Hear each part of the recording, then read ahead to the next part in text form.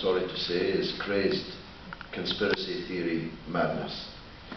If the American government really was, well, if the American government really was involved in a conspiracy, do you think they would have waited to the day before 9/11?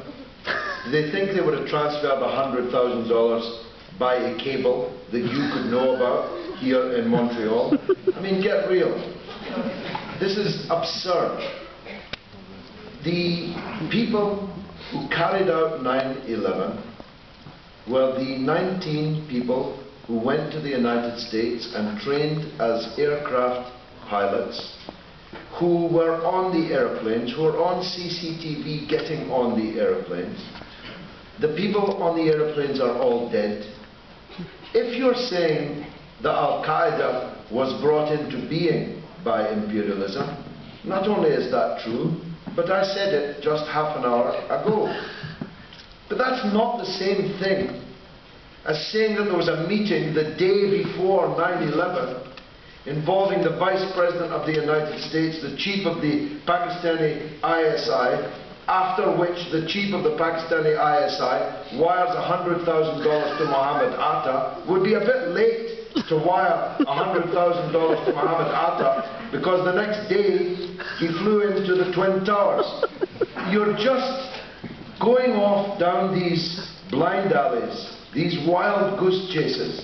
You're playing into the hands of the real enemy.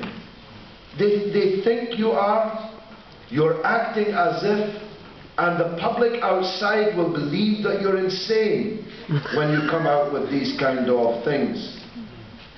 The people who did what they did on 9/11 came out of the swamp of bitterness and hatred that we sowed.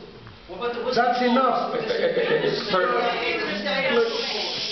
Look, I know you think I'm part of the conspiracy. I know you think, I know that you think that all that I said with all the breath that I gave you for the last 60 minutes is really just a cover for the fact that I'm an agent of Dick Cheney to cover up his involvement in 9/11.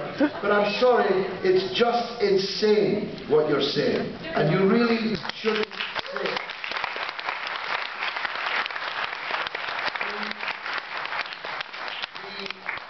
First question, I profoundly disagree with, though it certainly wasn't insane.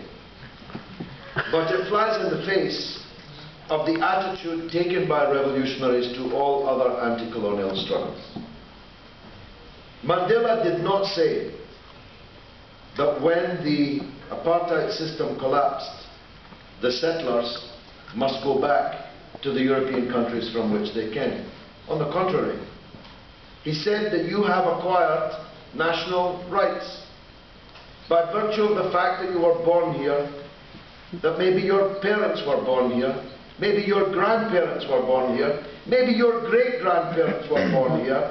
That makes you South African. To do otherwise is to fall into what is essentially a racist trap.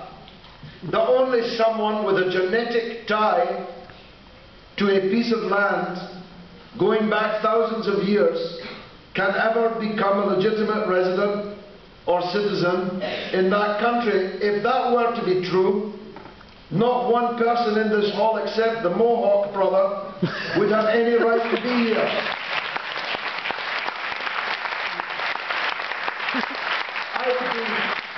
I would be thrown back to Ireland. Although my great-great-grandmother came from the United States, she was the only woman in the whole of the 19th century who emigrated from New York to Scotland. I think she got on the wrong boat. But if she hadn't, I wouldn't be here.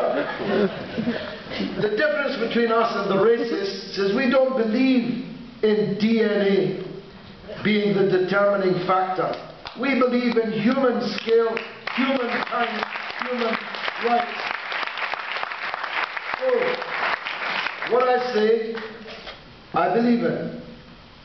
That those who are living in Palestine today those who were driven from Palestine from 1948 until now have the right to live there, but only as equal citizens under the law.